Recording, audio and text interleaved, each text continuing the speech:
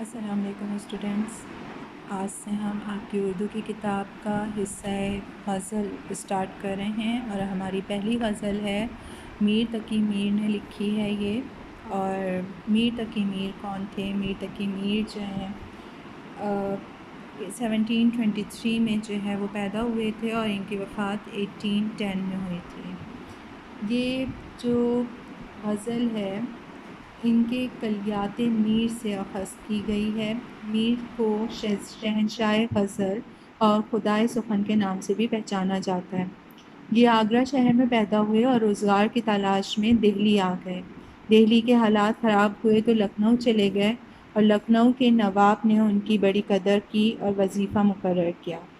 آپ کی غزلوں میں انسانی جذبات، درد و الم، خودداری، توکل، قناعت اور دنیا کی حقیقت پائی جاتی ہے۔ زبان صاف اور سادہ ہے اور ان کے سرمایہ ادب میں 6 دیوان، اردو شعراء کا تذکرہ، متعدد مثنویاں، مرثیے، 1 سوانح حیات اور 1 فارسی دیوان شامل ہے۔ میر کا سارا کلام کلیات میر کی صورت میں موجود ہے۔ اس غزل میں جو ہے شاعر یعنی میر تقی میر نے محبوب اور محبت کرنے والے یعنی محب کے تعلق کو بیان کیا ہے، جس کا جس کے بارے میں انہوں نے یہ بتایا کہ محبوب چاہے جیسا رویہ اختیار کرے، محب یعنی محبت کرنے والا ہمیشہ اس کا بھلا چاہتا ہے۔ تو چلیں ہم غزل اسٹارٹ کرتے ہیں تو ہمیں پتہ چلے گا کہ کیا کہہ رہے ہیں یہ۔ فقیراں نہ آئے صدا کر چلے، میاں خوش رہو ہم دعا کر چلے۔ فقیرانہ کہتے ہیں فقیر کی مانند کو، صدا دینا آواز دینا۔ اس شعر میں شاعر کیا کہہ رہے ہیں کہ اپنی عاجزی اور انکساری کو بیان کر رہے ہیں کہ میر کا جو سارا زمانہ تھا وہ درد و الم کا شکار رہا، یعنی وہ بہت درد تکلیف میں رہے۔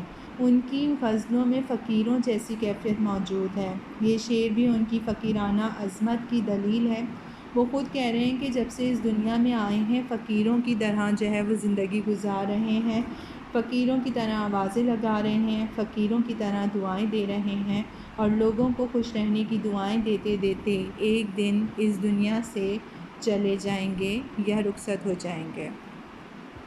جو تجھ بن نہ جینے کو کہتے تھے ہم، سو اس عہد کو اب وفا کر چلے۔ یعنی تجھ بن یعنی تیرے بغیر، عہد کہتے ہیں وعدہ کرنے کو، تو اس میں جو ہے شاعر کہہ رہے ہیں کہ اپنے مجازی محبوب کو، یہ جو تجھ بن ہے یعنی اپنے مجازی محبوب کو جو ہے مخاطب کر رہے ہیں کہ ہم اپنے لوگوں سے کہتے تھے کہ محبوب کے بغیر ہمارا گزارا نہیں ہے، محبوب کے بغیر یہ زندگی بے معنی ہے اور محبوب کے بغیر ہم کیسے زندہ رہیں گے، محبوب نہیں تو کچھ بھی نہیں۔ یہ وعدہ کیا تھا کہ اس کے بغیر زندہ نہیں رہیں گے، اب ہم وہ وعدہ پورا کرنے جا رہے، اس کے بغیر نہ جینے کی قسم کھائی تھی تو اس کو پورا کرنے جا رہے ہیں، اس کے بغیر اس بے معنی زندگی کو اب ختم کرنے چلے ہیں۔ ہم ان میں سے جو وعدہ کرتے ہیں تو اسے پورا کرتے ہیں، مطلب اس وعدے کو پورا کرتے ہیں۔ دکھائی دیے یوں کہ بے خود کیا، ہمیں آپ سے بھی جدا کر چلے۔ بے خود کیا یعنی خود کو بے خبر کر دیا یا مدہوش کر دیا، جدا کرنا یعنی دور کرنا۔ تو اس شعر میں خدائے سخن میر تقی میر اپنے عشق کی کیفیت کو بیان کر رہے ہیں کہ میرا محبوب مجھے اس طرح دکھائی دیتا ہے، ایسے نظر آتا ہے جیسے اس پر میری نظر پڑتی ہے کہ میں جیسی میری نظر پڑتی ہے میں اپنے ہوش و حواس کھو دیتا ہوں، اس سے نگاہیں دو چار ہوتے ہی مدہوشی کی کیفیت طاری ہو جاتی ہے اور میں اپنے آپ میں نہیں رہتا اور مجھے کوئی خبر نہیں رہتی کہ آس پاس کیا ہو رہا ہے۔ ایسی محبوب کی نظر ایسے دکھائی دینا، اتنی مختصر سی جھلک دکھانا، اسی سے ہم اپنے آپ سے الگ ہو جاتے ہیں، جدا ہو جاتے ہیں، روح مجھ سے جدا ہو کر پرواز کر جاتی ہے اور میں الگ تھلگ مردہ کہلاتا ہوں۔ جبیں سجدہ کرتے ہی کرتے گئی، حق بندگی ہم ادا کر چلیں۔ جبیں کہتے ہیں پیشانی یا سر کو سجدہ یعنی سر جھکانا، حق بندگی یعنی عبادت کا حق۔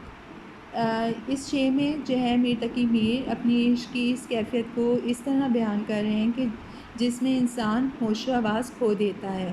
یہ عشق حقیقی اور عشق مجازی دونوں جو ہے مفہوم میں استعمال ہو رہے ہیں کہ عشق حقیقی کیا ہوتا ہے؟ اللہ تعالیٰ کی عبادت، اور عشق مجازی یعنی کسی انسان سے محبت۔ تو مطلب اس میں یہ جو ہے اس طرح سے یہ استعمال کر رہے ہیں دونوں میں کہ اللہ تعالیٰ کی عبادت کرتے کرتے عمر کٹ گئی، اپنا سر اس کے آگے جھکاتے جھکاتے اس کی اطاعت کرتے کرتے عمر بیت گئی، اللہ کی رضا اور خوشنودی حاصل کرنے میں ساری زندگی گزار دی، اب غلامی عبادت کا سارا حق ادا کر کے رخصت ہو رہا ہوں۔ دوسرے مفہوم میں اپنے محبوب سے مخاطب ہیں کہ ساری زندگی اس کی غلامی میں، اس کو منانے میں، اس کے ناز نخرے برداشت کرنے میں گزار دی، عشق کے لیے جو بندگی اور غلامی کی جا سکتی تھی وہ ہم نے کر لی، اب عشق کی غلامی کا یہ حق ادا کر کے رخصت ہو رہے ہیں۔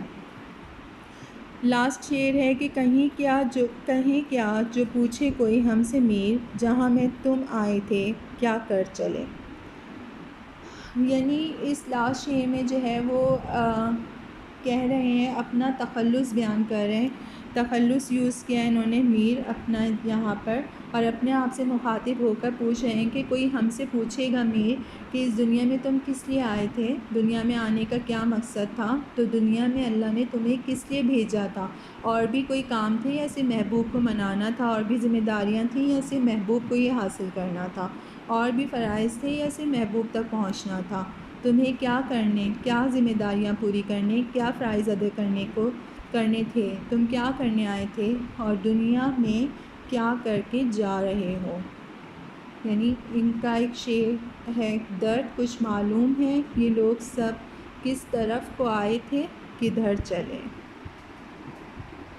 تو اس غزل میں میر تقی میر جو ہیں وہ عشق مجازی اور عشق حقیقی دونوں سے مخاطب ہو کر مطلب دونوں اپنے عشق کو بیان کر رہے ہیں کہ محبوب جو ہے وہ جو ہے اللہ کی ذات بھی ہو سکتی ہے، اور محبوب کوئی انسان بھی ہے ان کا، تو جو ہے وہ دونوں کو مخاطب کر کے انہوں نے یہ غزل لکھی ہے۔